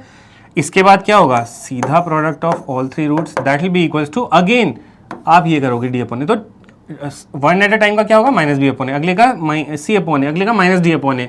अगर 4 डिग्री इक्वेशन होती तो उसमें फिर e/a भी होता, right. So this will B -d/a, isn't it. ये तो आपको पता ही है कि भाई ऐसे सम ऑफ रूट्स लिखा जाता है. R and R be the real numbers if R and minus R. 2 roots ऐसे हैं जिनका साइन आपस में नेगेटिव है, तीसरा रूट हमें पता नहीं है, मान लेते हैं चलो तीसरा रूट जो है वो ऑब्वियसली क्यूबिक इक्वेशन है, 3 रूट्स होंगे, के आपका तीसरा रूट है. तो sum of roots taken one at a time अगर ये अप्लाई करें तो R एक रूट होगा, -R एक रूट होगा, K एक रूट होगा, इन सबका सम क्या आना चाहिए, -b/a, तो -c/5 हो जाएगा, R कट जाएगा, K की वैल्यू आ गई -c/5. Sum of roots taken 2 at a time, तो अल्फा बीटा करते हैं, R और K का सम करते हैं तो R के आ जाएगा, -R और K का सम करते हैं -R के आ जाएगा, एंड देन तीसरे का सम मतलब R और -R का सम -R² होगा, right. So this will B -R². हो गया, कितना आएगा, c/a. c क्या है आपका यहाँ पर, ax² plus b plus c, ये c है, तो c हो जाएगा आपका -10/5, -10/5 इज -2. ओके, सो ये कैंसिल हो गया. In fact we can say that R² आपका 2 है. Product of all 3 roots -d/a लिख दो बस, अल्फा बीटा गामा, तो अल्फा बीटा गामा, ये 3 रूट्स थे मेरे, इनका प्रोडक्ट आएगा -d/a, -d यानी कि d क्या है आपका 9, -9/5. अब यहाँ पे -R² आ रहा है, तो अभी R² की वैल्यू आपने देखी थी कहीं पे थी ना 2, तो R × R 2 आ जाएगा, तो -2 × K that is equals to -9/5. I hope this is clear. तो K की वैल्यू क्या आ जाएगी, K की वैल्यू आ जाएगी, नेगेटिव नेगेटिव गया, 9/10, राइट. K की वैल्यू 9/10 आ जाएगी, तो K इक्वल्स टू -c/5 दिया था, K क्या हो जाएगा 9/10 that is equals to -c/5. 5 से गया कितना 2, तो C की वैल्यू कितनी आ जाएगी, -9/2, -9/2 ही आपको चाहिए था C की value, that's your answer. Okay, now let us try to solve this question for some natural number n. Assume that 15,000 factorial is divisible by n factorial double factorial is there. Okay, so a lot of students committed a mistake here. They misread the question. तो double factorial भी आ सकता है, factorial questions को read very carefully. The largest possible value of n is. So you basically want to divide this 15,000 factorial by n factorial का factorial. So obviously when will this be divisible? जब इस n factorial जो factorial value यहाँ पर आएगी वो 15,000 से छोटी हो, ना कि बड़ा, नीचे बड़ा नंबर जैसे ही आ जाएगा तो वो 15,000 फैक्टोरियल को डिवाइड नहीं करेगा फिर, राइट. सो आप अब n फैक्टोरियल का factorial grows very fast, because अगर आप यहाँ पे 3 डालते हो, सपोज n की वैल्यू 3 डालते हो, 3 फैक्टोरियल क्या हो जाएगा 6, 6 फैक्टोरियल और बड़ा नंबर, 4 फैक्टोरियल डालोगे तो 4 फैक्टोरियल कितना आएगा 24, 24 का factorial will be very huge. If you put n equals to 5, 5 factorial is 120, 120 का factorial again becomes very huge. 6 factorial डालोगे तो क्या आएगा, 6 फैक्टोरियल 720, 720 का factorial is also very huge. If you put 7 here, so suppose आप n को 7 डालते हो, देन व्हाट हैपन, 7 फैक्टोरियल कितना होता है 5040, तो अभी भी नीचे कितना आएगा 15,000 फैक्टोरियल अपॉन 5040 फैक्टोरियल. ऑब्वियसली बड़े ऊपर बड़ा फैक्टोरियल, नीचे छोटा फैक्टोरियल डिवाइड हो जाएगा. But the moment you do 15,000 factorial divide by, नीचे n की वैल्यू 8 डालोगे तो 8 फैक्टोरियल कितना होता है, 8 फैक्टोरियल इज 8 से मल्टीप्लाई करो इसको 40320, तो यानी कि आ जाएगा 40320 फैक्टोरियल। क्या कोई छोटा फैक्टोरियल कभी बड़े फैक्टोरियल से डिवाइड होगा? नहीं। तो मैक्सिमम वैल्यू n की आप क्या कर सकते हो 7, बिकॉज इससे ऊपर जाने पे क्या हो जाएगा, नीचे वाला फैक्टोरियल बड़ा बन जाएगा, 8 फैक्टोरियल डलते ही यहाँ पे 40320 फैक्टोरियल आ जाएगा। तो ऑब्वियसली जो लार्जेस्ट वैल्यू आप दे सकते हो n को, that is 7। Okay, past CAT question. Remember this as well, अगर कहीं आपको कोई सीरीज दिखे जिसमें आपको ऐसे फैक्टोरियल लिखा हो 1 into 1 factorial, 2 into 2 factorial, 3 into 3 factorial, इन सबका सम हो रहा हो till n into n factorial, तो हमेशा याद रखना इसका जो सम होगा that will be n plus 1 factorial minus 1। जैसे अगर मैं लिखूँ 1 into 1 factorial plus 2 into 2 factorial plus up till 8 into 8 factorial, तो इसका सम हम लिख सकते हैं n, कहाँ तक जा रहा है 8, 8 plus 1 9 factorial minus 1 will be the sum of this. कई बार ये सिंप्लीफाई करने के काम आ सकता है आपके एक्सप्रेशन को। Okay, so this is what you have to remember. The sum of 2n terms of AP this is greater than sum of n terms of AP this. What is the smallest value that n can take? 2n terms का sum निकालना है, इस AP में difference 4 है, 2n terms है, so n upon 2 2 है, 2 into 1 2 plus n minus 1, 2n terms है इसके अंदर, so n minus 1 into difference कितना है इसका 4। तो इस AP के सारे टर्म्स का सम हो गया ये, right. This is greater than sum of n terms of this AP। इस AP में n टर्म्स है तो sum of all the terms कितना हो जाएगा, n upon 2 2 है, 2 इंटू 56 यानी कि 112 plus n minus 1 into difference कितना है इसका 2। Can you solve this now? आप सॉल्व कर सकते हो ऑब्वियसली। देखो n/2 से n/2 चला जाएगा। ओके, कितना हो जाएगा ये 2 टाइम्स, यहाँ पे आ जाएगा 2n और 4 8n, यहाँ पे -4 + 2 -2 ग्रेटर देन, यहाँ पे कितना आ जाएगा 112 और -2 110 n plus 2n, right.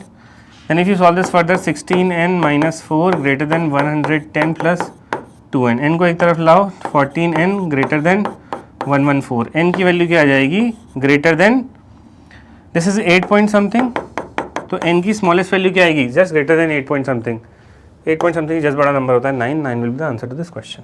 Okay, evaluate 1/4 1/28 1/70 plus up till this. देखो कई बार क्या होगा कि आपको ब्रेक डाउन करना पड़ेगा इन टर्म्स को। ओके, कैसे करोगे, सो दैट एक सीरीज बन करके आए, ठीक है।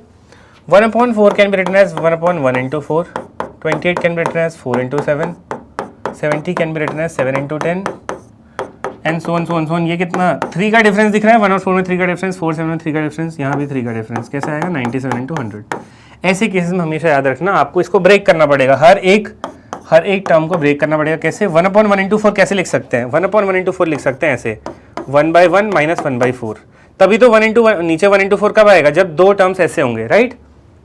तो क्या कर सकते हैं इनको, ये 4 आएगा ऊपर, if you take LCM of this, अगर आप 1/1 - 1/4 करते हो तो एक्चुअली होगा क्या 1 into 4 तो यहाँ आएगा, बट ऊपर क्या आएगा 4 - 1। सिमिलरली अगर आप 4 into 7 को लिखना चाहते हो तो आप 1 into 4 - 1/7 करोगे, and if you do this what happens, you get 4 into 7 at the bottom, but 7 - 4 यानी कि 3/4 into 7 आएगा। दैट मीन्स ये सारे के सारे जो डिनोमिनेटर्स हैं ये स्प्लिट करे जा सकते हैं विद अ डिफरेंस ऑफ 3। कैसे, इसका वैल्यू एक्चुअली में आएगा कितना 3/1 into 4, बट आपको क्या चाहिए, आपको सिर्फ 1/1 into 4 चाहिए।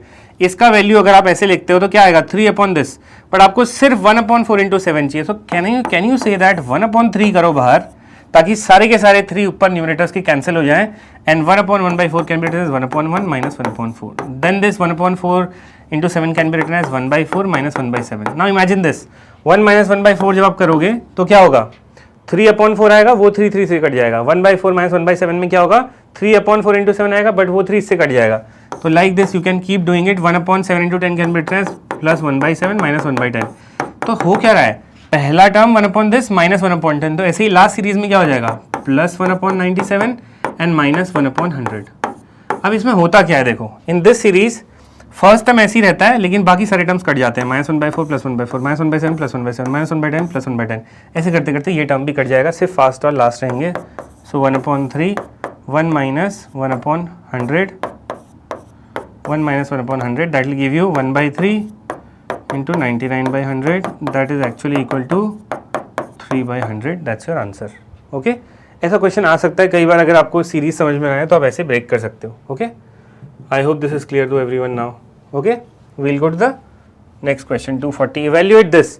ये बिल्कुल सेम केस है। कैसे, देखो 1 अपॉन, आप इसे कैसे लिख सकते हो n² + 3n + 2 को n+1 इंटू n+2 लिख सकते हो, राइट। और आपको करना क्या है, इसका समेशन करना है, कहाँ से, 1 से लेके 2015 तक। तो होगा क्या देखते हैं, ये कैसे ब्रेक होगा, देखो 1/n+1 इंटू 1/n+2, यानी कि 100% बीच में माइनस होगा, नीचे n+1 होगा, यहाँ पे n+2 होगा। अब आपको क्या चाहिए, ऊपर 1 चाहिए। तो अगर आप 1/1 ये करते हो, क्या मिलेगा आपको, n+2 माइनस n+1, तो ऊपर 1 ही बचेगा, नीचे n+1। मतलब ये करने पे if you right it like this, आपको यही मिलेगा इफ़ यू डू दिस। तो आपको बेसिकली इसका समेशन करना है, कहाँ से, 1 से लेके 2015 तक। तो अगर आप 1 डालोगे n की वैल्यू के, तो क्या मिलेगा, 1/1, राइट, माइनस 1/2 मिलेगा, बिकॉज n की, सॉरी 1 डाल रहे हो, राइट। तो 1/2 माइनस 1/3 मिलेगा, 1/2 माइनस 1/3 मिलेगा, राइट। देन 1 डल गया पूरी सीरीज में। इसी का समेशन करना है आपको, दिस इज समेशन, यानी कि पहले n को 1 डालो, 2 टर्म्स मिलेंगे, प्लस जो भी आ रहा है प्लस करो उसका किसके साथ, n को आप 1 के बाद 2 डालो, तो 2 डालोगे 1/3 माइनस 1/4, सो 1/3 माइनस 1/4। देन अब n को 3 डालोगे तो 1/4 माइनस 1/5, 1/4 माइनस 1/5। ऐसा करते करते करते करते आप कहाँ पहुँच जाओगे, जब आप लास्ट नंबर डालोगे 2015, क्या मिलेगा, 1/2016 प्लस 1/2016 माइनस 1/15 डालोगे तो 2017, ये बन जाएगा। ये भी वही सीरीज है, प्लस 1/3 माइनस 1/3, 1/4 1/4, ये सारे कट जाएंगे, फर्स्ट और लास्ट बचेगा 1/2 माइनस 1/2017।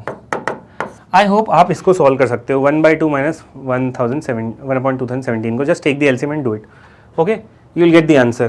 तो ऐसे भी आ सकता है कभी कभी, ठीक है। you'll have to break the denominator term like this. 241. A dog at a point A goes in pursuit of a fox 30 meters away. The dog takes a leap of 2 meters against 1 meter long leaps of the fox. If the dog makes 2 leaps to the fox 3, at what distance from A will the dog catch up with the fox? देखो ये बहुत usual questions हैं, जो leap वाले questions होते हैं। इसमें होता क्या है, एक डॉग है पॉइंट ए पे, ठीक है, डॉग यहाँ पर है, एंड परस्यूट पीछा कर रहा है किसका, फॉक्स का। फॉक्स हम मान लेते हैं पॉइंट बी पे है, लेकिन कितनी दूर है फॉक्स, 30 मीटर्स। अब dog takes a leap of 2 metre against 1 metre long leap of the fox. इसका मतलब ये है कि फॉक्स यहाँ खड़ी है, फॉक्स यहाँ पर खड़ी है, डॉग यहाँ पर है। जब एक लीप ली जाती है, ठीक है, लीप मतलब छलांग, ओके, तो डॉग 2 मीटर की छलांग मारता है दूर, बट फॉक्स क्या करती है, 1 ही मीटर की छलांग मार पाती है। तो फॉक्स छोटी छोटी जंप्स कर रही है, while dog is taking a long jump of 2 metres. If the dog makes 2 leaps to the fox's 3, यानी कि इसका मतलब क्या होता है, जितनी देर में डॉग 2 लीप्स मार रहा है उतनी देर में फॉक्स जो है 3 मार ले रही है। तो अगर हम बात करते हैं यूनिट टाइम की, 1 सेकंड की बात करते हैं, 1 सेकंड में क्या हो रहा है, 1 सेकंड में जो डॉग है वो 2 लीप्स मारेगा, और 1 ही सेकंड के अंदर क्या होगा, जो फॉक्स है, हमेशा इन क्वेश्चन को ऐसे करना कि यूनिट टाइम ले लेना, फॉक्स कितना मारेगी, 3 लीप्स मारेगी। तो आपको लग रहा होगा कि अरे जो फॉक्स है वो तो ज़्यादा जंप्स कर रही है, ज़्यादा लीप्स छलांगे मार रही है, तो क्या फॉक्स तो बहुत तेज़ भाग जाएगी, कभी आएगी नहीं हाथ में, नहीं। इस 1 सेकंड के अंदर डॉग 2 लीप्स मारता है, तो फॉक्स 3 लीप्स मारती है। लेकिन इन 2 लीप्स कितनी की होंगी टोटल, ये डॉग की जो 1 लीप है वो 2 मीटर की है, और जो फॉक्स की लीप है वो 1 ही मीटर की है। तो एक्चुअली 1 सेकंड में डॉग कितना कवर करेगा, 4 मीटर्स, लेकिन जो फॉक्स है वो 3 मीटर कवर कर पाएगी। तो 1 सेकंड में आपको क्या मिल गया, स्पीड मिल गई, यानी कि 1 सेकंड में 4 मीटर। तो डॉग की स्पीड क्या होगी, 4 मीटर पर सेकंड, फॉक्स की क्या होगी, 3 मीटर पर सेकंड। इनके बीच की डिस्टेंस है 30, तो रिलेटिव डिस्टेंस है 30, दोनों बॉडीज जा रही हैं faster minus slower. Faster speed कितनी होगी, 4 डॉग की, ये कितनी देर में पकड़ लेगा, 30 सेकंड में पकड़ लेगा डॉग इसको। 30 सेकंड्स के अंदर डॉग फॉक्स को पकड़ लेगा, यानी कि ये डिस्टेंस उनके बीच की 0 हो जाएगी। At what distance from A will the dog catch up with the fox. जब वो शुरू किया डॉग कितने की स्पीड से चल रहा था, 4 मीटर पर सेकंड की स्पीड से, राइट, आपने देख लिया यहाँ पर, ठीक है। तो 30 सेकंड में डॉग कितना कर पाएगा, obviously 30 × 4 that is 120 metre travel करने के बाद डॉग इसको पकड़ लेगा। कई बार इस क्वेश्चन में तो ऐसा आता है, कई बार they ask you the ratio of speeds, so ratio of speed of dog to fox will be 4/3, okay, ये भी याद आपको रहना चाहिए, ठीक है। ऐसे स्टेटमेंट वाले क्वेश्चन भी आ सकते हैं। Now next, a tank has some filling pipes and some emptying pipes attached to it. The rate of filling is same for each pipe and the rate of emptying is same for each pipe. When 8 filling pipes and 6 emptying pipes are on, the empty tanks get filled in 20 hours, while when 6 filling pipes and 8 emptying pipes are on, the empty tank gets filled in 120 hours. In how many hours will the empty tank be filled if 10 filling and 5 emptying pipes are on? देखो ऐसे questions में ये एक pipe and system का question है, आपको volume of the जो आपका कंटेनर है वो निकालना पड़ता है टैंक का, ठीक है। Generally work time in work में हम क्या करते हैं, जो टोटल वर्क होता है that is LCM of all the days mentioned, वैसे ही यहाँ पे LCM of all the times mentioned को आप वर्क ले लो। तो अगर मैं अपना टोटल वर्क निकालता हूँ, वर्क क्या हो जाएगा यहाँ पे, वॉल्यूम हो जाएगा इस टैंक का। कहाँ कहाँ पे टाइम मेंशन्ड है, 20 आवर्स, 120 आवर्स, इन सबका एलसीएम कितना होगा 20 और 120 का 120, तो मान लेते हैं 120 यूनिट से हमारा वर्क है। अब हो क्या रहा है, इस 120 यूनिट्स ऑफ वर्क को कौन कर रहा है, देखो सारे के सारे जो फिलिंग पाइप्स हैं उनका भी एफिशिएंसी सेम है, तो मान लेते हैं कि जो फिलिंग पाइप है वो F लीटर देते हैं हर सेकेंड, ठीक है, और एम्प्टीइंग पाइप्स E लीटर्स निकालते हैं। Now drawing work, emptying work is taken as negative, तो एम्प्टीइंग का जो एफिशिएंसी हो जाएगा वो माइनस ही हो जाएगा, फिलिंग का पॉजिटिव में लेते हैं तो प्लस F हो जाएगा, बिकॉज वो फिल कर रहे हैं, ठीक है। Okay, now when 8 filling pipes, जब 8 फिलिंग पाइप्स, मान लो इसको ऐसे कर लो आप, 8 फिलिंग पाइप्स लगे हैं और साथ में 6 एम्प्टीइंग पाइप्स लगे हैं, तो -6 ही उनका काम हो जाएगा।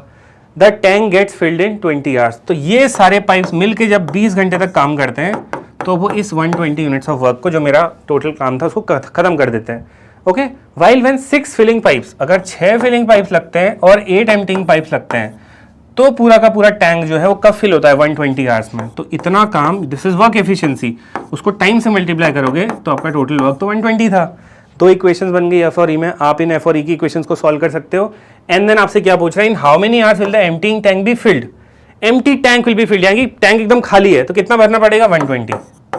कौन भरेगा, 10 filling 5 emptying pipes, 10 filling 5 emptying pipes. आप कर सकते हो, you can just solve these equations, find out the value of f and e, push it here and you will get your answer. Okay, easy question, one of these options will be the answer. Now let us look at this side of any square inscribed in a triangle, base into height upon base plus height. For example, a square is inscribed in a triangle of sides 10, 10 and 12. If one side of the square lies along the side of length 12 and the other vertices of the square lie on the other sides of the triangle, find the side of the square. So आपके पास एक triangle था और ये isosceles triangle है, इसमें कितनी है आपकी साइड लेंथ्स, 10, 10 और 12, right. Side of N E square, तो एक स्क्वायर है और ये इंस्क्राइब है किसके अंदर, ट्राइंगल के अंदर। इसके चांसेस बहुत कम है बट प्रोबेबली अगर आ गया तो आप देख लो, ठीक है, otherwise this not that important. Okay, what is happening, आप इसके अंदर एक स्क्वायर इंस्क्राइब कर रहे हो, ठीक है, तो इसकी साइड क्या होगी। जनरली अगर एक क्वेश्चन आएगा तो आपको आइसोसेलेस टाइप का ट्राइंगल दिया होगा और उसके अंदर एक स्क्वायर होगा, ठीक है। One of the side of the square lies along the length of 12, तो एक साइड जो स्क्वायर की होगी वो ट्राइंगल की 12 वाली साइड के साथ कॉमन है, while the other 2 vertices of the square, square के बाकी 2 वर्टिसेस ये और ये दूसरी दोनों साइड्स पे लाई करते हैं on the other 2 sides of the triangle. Side of the square निकालनी है, इसका डायरेक्ट फॉर्मूला है, that is base into height upon base plus height. Okay, now base into height, look at this base into height. Okay, I think I'll just change the color of my pen. Okay, so this is a triangle. Okay, this is the square inscribed, these sides are 10, 10, this is 12. Side of such a square will always be equal to base into height upon base plus height. अब base किसको लोगे, ये आपका base होगा, triangle जिस पे side square लाई कर रहा है, स्क्वायर की साइड लाई कर रही है वो बेस कंसिडर होगी और यहाँ से ऊपर को कंसिडर होगी आपकी height. Okay, I hope this is clear. Isosceles triangle तो आपको पता है, इस पॉइंट से अगर आप यहाँ पे डालोगे परपेंडिकुलर तो ये हाफ हाफ में ब्रेक हो जाएगा, तो 6, 6 में ब्रेक हो जाएगा 12, ये 6 या हाइपोटेन्यूज 10, राइट एंगल ट्राइंगल, तो हाइट कितनी हो जाएगी 8, तो बेस कितना हो जाएगा 12 इंटू 8 अपॉन 12 प्लस 8 कितना आएगा 96 अपॉन 20, 4.8, 4.8 आपकी स्क्वायर की साइड हो जाएगी। You can find out the area of the square. Okay, I hope this is clear. Okay, so side of a square in side a triangle, in fact generally आपको ऐसा ही isosceles triangle दिया होगा, but अगर नहीं दिया होता है then also जिस साइड पे ट्राइंगल की स्क्वायर लाई कर रहा है, स्क्वायर की साइड लाई कर रही है वो बेस कंसिडर होगा और उसी साइड से अगले वर्टेक्स की जो हाइट है उसको हाइट कंसिडर करोगे, फॉर्मूला ये लगाओगे, base into height upon base plus height, square inscribed in a triangle, remember this. Okay, next, ये तो बहुत कॉमन सा फिगर है, मॉडुलस वाला आपका है ना, कि mod x plus y plus mod x minus y equal to n अगर आपको कोई दे दे तो ऐसे मॉडुलस ग्राफ से जो एरिया बाउंड होगा वो कितना होगा, n स्क्वायर होगा हमेशा, ऑलवेज रिमेंबर दिस। सो अगर सपोज आपका क्वेश्चन होता mod of x plus y plus mod of x minus y that is equal to 10, तो area of the figure which is bound by this modulus graph will be what, n की value कितनी है 10, तो 10 square, इसका answer हो जाता 100। Okay, ये भी आ सकता है। This you already know right, ये तो पीएनसी का कंसेप्ट है जिसमें अगर x plus y plus z and so on you have total r terms and the sum is given equal to n, तो दो टाइप के सोल्यूशन होते हैं non negative integral solution. Non negative यानी कि इसमें जीरो काउंट होता है, नॉन नेगेटिव मतलब जीरो काउंट होगा। So that will be n plus r minus one C r minus one, n is the number on the right hand side, r is the number of terms. अगर positive integral solutions की बात करें, पहला positive integral क्या है 1, यानी कि इसमें जीरो इंक्लूड नहीं होता, that is always equal to n minus one C r minus one, r is the number of terms being added. जैसे सपोज अगर आपसे कोई पूछ ले कि x plus y plus z equal to 10, इसके पॉजिटिव इंटीग्रल सॉल्यूशंस बताओ, तो इसके पॉजिटिव इंटीग्रल सॉल्यूशंस क्या होंगे, n minus one C r minus one, कितने टर्म्स है 1 2 3 x y z 3 टर्म्स ये होगा। अगर कोई आपसे इसके नॉन नेगेटिव इंटीग्रल सॉल्यूशन पूछे तो n plus how much, n plus r minus one C r minus one. Remember this, okay? 246. We are about to finish this 250 series, okay? Difference between CI and SI. अगर आपसे एक साल का difference पूछे कोई CI SI का, तो CI SI पहले साल दोनों में सेम होते हैं, कंपाउंड और सिंपल इंटरेस्ट, इसलिए उनका डिफरेंस होता है 0। लेकिन अगर 2 years का कोई आपसे डिफरेंस पूछ रहा है तो उसका शॉर्टकट है PR square upon 100 square. You can also remember this as P R upon 100 का स्क्वायर। R है आपका रेट पर एनम, P आपका प्रिंसिपल है। 3 year का डिफरेंस जल्दी पूछा नहीं आता, but that is equals to P R upon 100 का cube plus 3P R upon 100 का स्क्वायर, ठीक है। So this you can find out through the formula of SI as well. SSCI निकालो 3 साल का, फिर उसका SI निकालो, फिर डिफरेंस निकाल लो। रिप्लेसमेंट फॉर्मूला एक, ठीक है आपका। रिप्लेसमेंट फॉर्मूला आपको पता है मिक्सचर लिगेशन में होता है। जब एक लिक्विड आपको दिया है उसके अंदर आप बार बार same amount of quantity replace कर रहे हो, तो 30 लीटर्स ऑफ मिक्सचर है आपके पास, and 30 litre of mixture from a tank containing milk and water in ratio 8:7 is removed and replaced by 30 liters of water. Again 30 liters of mixture thus formed is removed and 30 liters of water is added. This process is repeated once again. What is the volume of the milk in the solution thus formed if it is known that the initial volume of the mixture in the tank is 120? Okay, 120 litre का total आपका container था, उसमें से 30 litres आपने mixture हटाया। Okay, अब उस mixture में क्या था आपका, this milk and water, milk and water कितने रेशियो में थे, 8:7 की रेशियो में। तो ऑब्वियसली 8x प्लस 7x कितना होगा 120, 15x will be 120, x will be 8, यानी कि मिल्क कितना होगा 64 एंड वाटर कितना होगा 8 × 7 56। यही होगा मिल्क एंड वाटर। 120 लीटर्स के अंदर टोटल वॉल्यूम कितना था 120। वो बोल रहा है कि 30 लीटर्स क्या किया आपने, निकाला है ना, टोटल मिक्सचर इसमें निकाला।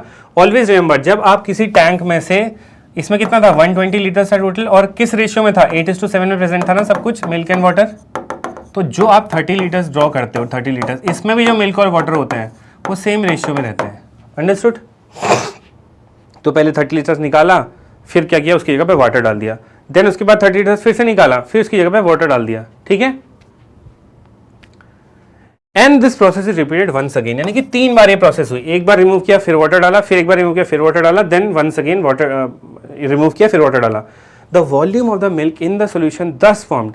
वो कह रहा है अब इतना रिप्लेसमेंट करने के बाद ऑब्वियसली मिल्क और वाटर का जो प्रपोर्शन है वो चेंज हो गया होगा, मतलब ऑब्वियसली उनकी क्वांटिटी चेंज हो गई होगी। वो क्या होगी, तो always remember this replacement formula कि कंटेंट लेफ्ट, यानी कि कोई भी चीज़ है चाहे मिल्क है वाटर, उसका कंटेंट जो बचा हुआ कितना होगा, previous content into 1 minus amount removed upon total amount की power n। This is like कि आप बार बार कितना रिप्लेस कर रहे हो, है ना। तो पहले कितना था आपका मिल्क 64 था ऑब्वियसली शुरू में जब कोई डिस्टर्बेंस नहीं हुआ। अब आप कर क्या रहे थे, 1 माइनस कितना अमाउंट रिमूव कर रहे थे टोटल सोल्यूशन का आप, 30 litres, so 30 upon out of total amount was 120, and आपने प्रोसेस को कितनी बार रिपीट किया, 3 टाइम्स। तो 64 1 minus 30 upon 20 is actually 1/4, right, 1/4। Then you can solve this, कितना आ जाएगा आपका, this will be 1 minus 1/4, that means 3/4, 3/4 is 27/64, तो 64 इंटू 27/64 कट गया, कितना आया 27। This is your answer. And obviously भाई बार बार आप क्या कर रहे हो, मिल्क निकाल रहे हो, बाहर डाल रहे हो, फिर उसमें पानी डाल रहे हो, पानी बढ़ जाएगा, मिल्क कम हो जाएगा। एंड अर्लियर आपका मिल्क कितना था 64, अब कितना रह गया 27। सो ये रिप्लेसमेंट वाला एक क्वेश्चन है, रिपीटेड रिप्लेसमेंट का, ठीक है। ये भी एक शॉर्टकट है, आपको पता होगा, अगर 2 आइटम्स हैं और उनका SP सेम है, सेलिंग प्राइस सेम है उनका, one is sold at X% gain यानी कि profit and another as X% loss, formula for effective loss will be x² upon 100%। हमेशा याद रखना कि अगर 2 आइटम्स हैं उन दोनों का सेलिंग प्राइस तो सेम है, ओके, लेकिन एक पे कुछ परसेंट क्या होता है, सेम परसेंटेज ऑफ प्रॉफिट होता है, एक पे सेम परसेंटेज ऑफ लॉस होता है। तो जो ये ओवरऑल ट्रांजेक्शन होगा इसमें हमेशा लॉस होगा कितने परसेंट का, x² by 100। जैसे कि SP है 2 आइटम्स का कितना सेम है, एक 20% प्रॉफिट पे बेचा जाता है और एक 20% लॉस पे बेचा जाता है, तो बिल्कुल सेम क्वेश्चन है, राइट। एसपी सेम है और दो आइटम्स है, राइट, दो आइटम्स है। देखो मान लेते हैं एक आइटम ए है, एक आइटम बी है, इसका भी एसपी 100 है, इसका भी एसपी 100 है, लेकिन इसको 15% आपने प्रॉफिट पे बेच दिया, इसको 15% आपने लॉस पे बेच दिया, था इस टाइप का क्वेश्चन आएगा। तो आपको होगा क्या, ओवरऑल ट्रांजेक्शन जब पूरा आप गिनोगे कि यार मैंने 100 रुपये का उसको बेचा, 100 रुपये का उसको बेचा, इसमें मेरे को 15% फायदा हुआ, इसमें मेरे को 15% लॉस हुआ, ओवरऑल देखता हूँ मेरे को कितना फायदा हुआ या नुकसान हुआ। ऐसे केसेस में हमेशा लॉस होता है, लॉस परसेंटेज कितनी होती है, p²/100, ओके। p या फिर p मतलब प्रॉफिट, या p बोल दो या फिर आप इसको लॉस बोल दो, PL प्रॉफिट लॉस दोनों परसेंटेज सेम है। तो जितना भी परसेंटेज लॉस हुआ इसका 20²/100, दैट मीन्स कितना हो जाएगा, 4% का आपको हमेशा लॉस होगा। अंडरस्टूड?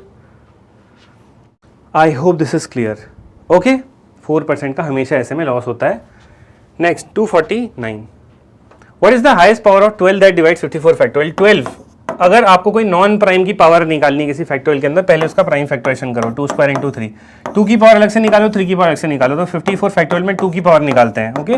54/2, 54/4, 54/8, है ना, ऐसे ही करते हैं पावर निकालने के लिए। 54/16, 54/32, बस यहीं पे रुक जाएंगे इसके आगे, क्योंकि 54/64 आएगा वो 0 0 देगा। तो कितना आया, 27 + 13 + 8 6 48 + this 16, so 3 and then this is 1, right.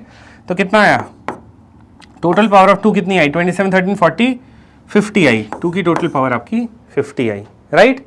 And ऐसे ही अगर आप क्या निकालोगे, 3 की पावर निकालोगे 54 में, तो क्या आएगी, 54/3 + 54/3² यानी कि 9, 54/3³ यानी कि 27, 54/3 3 की पावर 4 81 आ जाएगा। तो इसका भी इंटीरियर पार्ट निकालो, ठीक है। कितना आएगा देखो, 18 + 6 + 2, दैट मीन्स 24 + 2 26।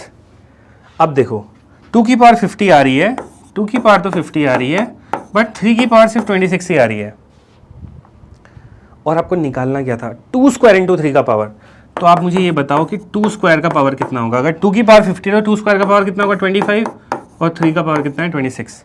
आपको 2² × 3 का मैक्सिमम पावर क्या कॉमन ले सकते हो, ऑब्वियसली 2² × 3 का मैक्सिमम पावर जो आप कॉमन ले सकते हो दैट इज 25, नॉट 26, बिकॉज जैसे ही अगर आप 2² इस पूरी की पावर 26 ले लोगे तो 2 की पावर टोटल 52 हो जाएगी, और 52 हमारे पास अवेलेबल नहीं है, हमारे पास मैक्सिमम पावर 2 की अवेलेबल है 50। सो आप मैक्सिमम पावर 25 ले सकते हो, and that is the reason 25 इसका आंसर होगा। मैक्सिमम बच्चे इस क्वेश्चन को गलत कर देते हैं और 26 आंसर लिखाते हैं, बट ऑलवेज रिमेंबर कि आपको पूरा जो आपको दिया हुआ है 2² की पावर निकालनी पड़ेगी, फिर चेक करना पड़ेगा कि आप मैक्सिमम पावर किसको कितनी दे सकते हो। Let's go to the last question of this series, that's this question, number of pairs such that their HCF is 17, LCM is this. You know that अगर दो नंबर्स आपको दिए हैं तो आप उनको क्या ले सकते हो, HX और HY, जहाँ पे H होता है आपका HCF, ये नंबर सिस्टम में भी कराया था, और LCM होता है HXY, right, this is your LCM। HCF is this, LCM is this. So HCF LCM आपको कितना दे रखा है, 3570, और HCF दे रखा है आपको कितना, 17 × XY that is equal to 3570। What happen, 17 से इसको डिवाइड करो, 17 × 34 ये आ जाएगा, तो XY कितना आ जाएगा, 210। व्हाट इज दिस, आप सबको पता है कि अगर आप जब भी किसी नंबर्स को HX HY के फॉर्म में लिख रहे हो तो ये X और Y हमेशा क्या होते हैं, कोप्राइम होते हैं, बिकॉज सारा का सारा जो आपका हाईएस्ट कॉमन फैक्टर है वो H के अंदर चले जाता है, तो X और Y हमेशा कोप्राइम होते हैं। तो what can we say now, we can say that X एंड Y are coprime, so product of 2 coprime numbers has to be 210। इसका नंबर ऑफ सॉल्यूशन कितना होता है, you just have to write down the prime factorization this, 210 का prime factorisation लिखो, 2 × 105, 105 क्या होता है, 3 × 5 × 7, this is 210.